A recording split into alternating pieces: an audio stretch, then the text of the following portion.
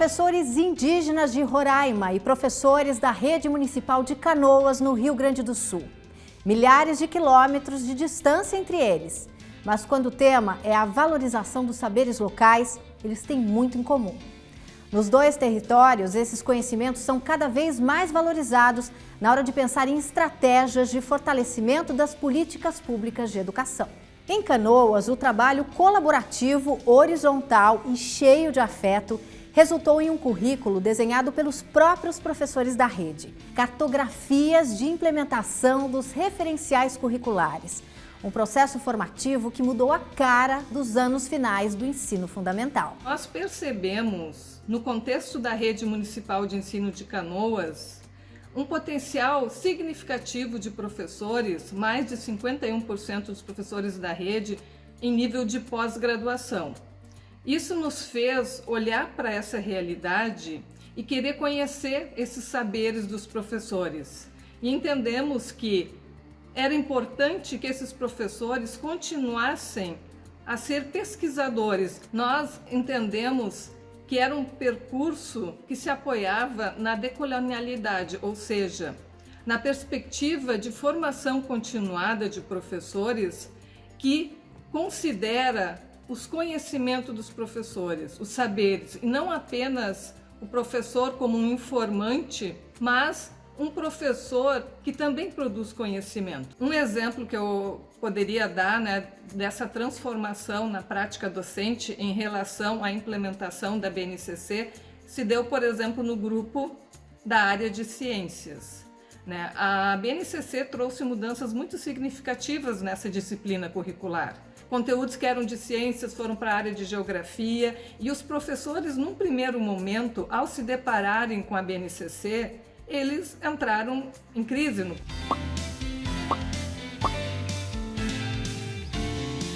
E foi nesse coletivo de professores que tiveram tempo de se reunir, discutir e entre eles mesmos, mostrando a compreensão de cada um. Nessa jornada, os professores de Canoas perceberam algo importante. Muitos conteúdos da área de ciências do 6º e do 7º anos passaram para os anos iniciais. Veja a conclusão a que eles chegaram. Nós precisamos dialogar com os anos iniciais. Nós precisamos que esses professores dos anos iniciais trabalhem alguns conceitos que são fundamentais para que depois o aluno continue a sua aprendizagem nos anos finais. Os professores de Canoas tiveram uma ajuda muito especial. A Universidade La Salle foi parceira da Secretaria Municipal de Educação. Mas em vez de um olhar de fora, que é muito comum na relação entre a pesquisa acadêmica e o dia a dia das redes de ensino, a universidade trabalhou a serviço do corpo docente e da equipe técnica da secretaria. Nós temos mais de 50 doutores na rede, E os próprios professores têm 10, 20, 30 anos de experiência de sala de aula, eles têm muita coisa para ensinar uns aos outros. Nós temos algumas lacunas históricas e uma delas é que o professor precisa ser escutado. A questão do professor ser o centro da formação e desde dele partir é um elemento que a pesquisa acadêmica aponta há décadas. E a segunda questão é o fato de que a formação de professores tem grande relevância quando ela se dá entre pares, entre pessoas que conhecem e falam uma realidade e a partir daí constroem soluções para essa realidade. Com professores da rede atuando como pesquisadores e formadores, a mobilização do corpo docente ficou mais fácil. Porque não se trata de mais um especialista de fora dizendo o que e como fazer. Já que a sala de aula, o planejamento que envolve a docência no dia a dia toma muito tempo, então a ideia era que tivesse um professor ali que já fez uma leitura mais atenta e pudesse colocar aí os principais pontos da BNCC, Então eu fiz isso na disciplina de língua portuguesa. E o RCC foi um braço da BNCC, A gente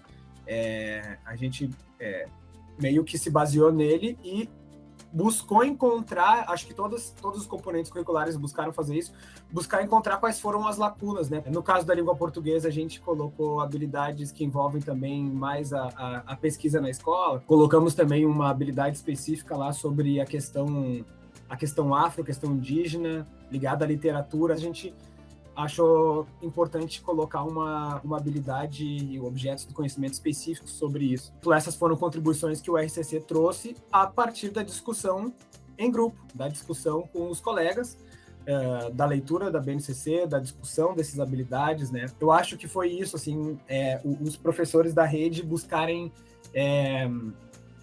no meu caso, reunir os professores da rede buscando se distanciar um pouco, assim, do local para olhar com essa lente sobre com os colegas sobre o seu trabalho, né? Se na língua portuguesa houve toda essa reflexão, olha só em ciências. Com o projeto, a professora Evelise Pereira mudou a sua prática de sala de aula. A gente usa muito construção de tabelas, tá? Em ciências, né? Tem uma série de informações, e aí precisa categorizar essas informações, e aí se constrói tabelas. Muitas das tabelas estão prontas, mas aí só acessar o livro didático, só acessar a internet e buscar a tabela faz com que o aluno não perceba efetivamente, ele não se aproprie daquele conhecimento, daquela informação. Vamos ver como a Evelise organizou a prática de identificação dos componentes nutricionais. Isso para que os alunos pudessem reconhecer as vitaminas e os sais minerais. Eu propus para os alunos que construíssem, ao invés de uma tabela simplesmente, perfis dos nutrientes, como se fossem perfis de rede social. Então, eles construíram, né, a partir de um modelo que eu disponibilizei, semelhante ao modelo de rede social, muito voltado para a imagem, que é o que eles mais usam hoje em dia, né? Mesmo quem não tinha grande qualidade de acesso à internet, podia fazer no seu caderno, né, desenhando, enfim. Mas foi interessante que eu disponibilizei para eles um layout e coloquei a identificação, né? Então, assim, vitamina A tinha uma letra A, vitamina B, a letra B, o símbolo do ferro, o símbolo do fósforo, dos nutrientes todos. As funções, né? O que deveria ser pesquisado.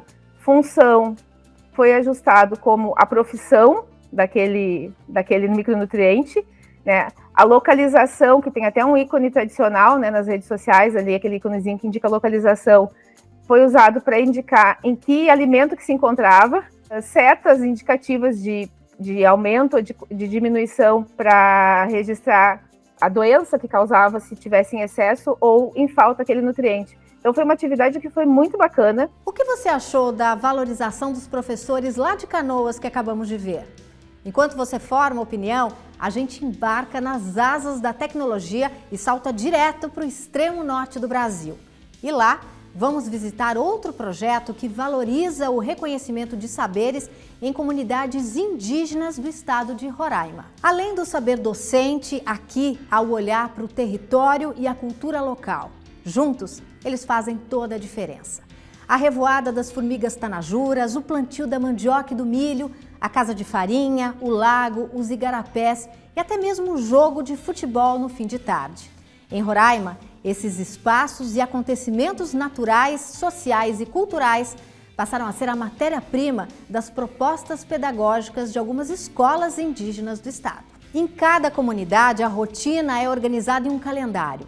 É o calendário socio-natural vivo, elaborado por professores e alunos.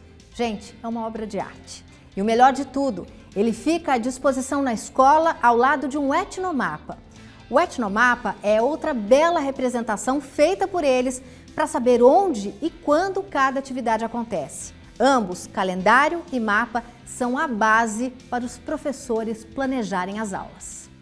O conhecimento deixa de ser apenas aquele que vem de fora, imposto pelo homem branco. Os saberes ancestrais e a cultura dos povos originários passam a se relacionar com os conhecimentos científicos acumulados pela humanidade e ganham mais significado para os estudantes indígenas. Esse projeto surge a partir da necessidade de discutir alternativas educacionais para as escolas nas comunidades indígenas, porque víamos como o sistema escolar vinha impondo modelos curriculares, organização dos trabalhos nas escolas e uma série de coisas que as comunidades vêm questionando há muitos anos, na luta pela terra, na luta pela saúde e pela educação. O questionamento surge a partir de pensar como a cultura é levada para dentro de sala de aula nas comunidades indígenas. E a gente verificou que, na verdade, o sistema escolar é tudo organizado em gavetas de conhecimento e se abriu mais uma gaveta para meter dentro a cultura indígena, né? simplificando, muitas vezes reduzindo ou folclorizando a cultura indígena. Como explica o professor Maxim, os laboratórios socionaturais vivos servem para quebrar a lógica do conhecimento engavetado. Então, verificamos que, por exemplo, a roça, o lugar de plantio, onde as pessoas trabalham para produzir os alimentos, ele pode ser visto como um laboratório que mostra a integridade socionatural, a integridade entre a sociedade e a natureza, e que é um laboratório vivo. Espaços de pesquisa, de reflexão, tanto sobre o conhecimento escolar, como também sobre o conhecimento acumulado pela humanidade, digamos assim, o conhecimento escolar. Então, a roça pode ser encarada como um espaço onde podemos estudar história, geografia, matemática, ciências de forma geral, mas também línguas indígenas, o próprio português e outras disciplinas escolares que aparecem nas escolas, e nós vamos trazer mais perto da comunidade. Vamos ver como isso ocorre na prática. O professor Márcio Pereira da Silva, da etnia Macuxi, leciona na Escola Estadual Indígena Júlio Pereira, em Uiramutã, o município mais ao norte do Brasil. É lá que a caça das tanajuras virou assunto nas aulas de ciências, de geografia e de história. Nós chamamos aqui mesmo de pegar tanajura, né? Conhecemos essa atividade, ela é repassada de geração em geração, na verdade. É uma atividade muito interessante, né, em todos os sentidos. Tanto da parte cultural, quanto da parte nutricional, né? A criança, quando vai para o campo, ela, além de fazer essa prática, ela está se divertindo, né? Naquele momento ali, ela acha muito legal pegar as tanajuras. E aí você leva para casa, né, essa iguaria, e você vai degustar, vai consumir ali em alguns momentos do dia, talvez no almoço, no café da manhã. Mas, para ser mais claro em relação à tanajura, nós começamos a perceber essa importância, porque aqui na comunidade e também em alguns lugares, a gente já nos estudos mesmo, percebemos que ela é considerada como uma praga, na verdade, né? Com certeza, as tanajuras, as formigas, elas são um problema social, né, vamos dizer, para a agricultura. Inclusive, o impacto aqui que estava tendo, por exemplo, era colocando o veneno, né, tipo de veneno aí para acabar com elas, minimizar o impacto que elas estavam tendo. Porém, não estávamos pensando nessa questão nutricional. Então, quando a gente trouxe esse conteúdo para a escola, né, para os alunos, foi super interessante, né? A gente várias aberturas de estudo, né, nas disciplinas de geografia, de história, matemática, química, física. E essa atividade da tanajura foi das atividades que nós conseguimos desenvolver propostas desde o ensino fundamental 1, ensino fundamental 2, né, que é os anos finais, e ensino médio. Fiquei com vontade de conhecer todos esses projetos de perto. E você?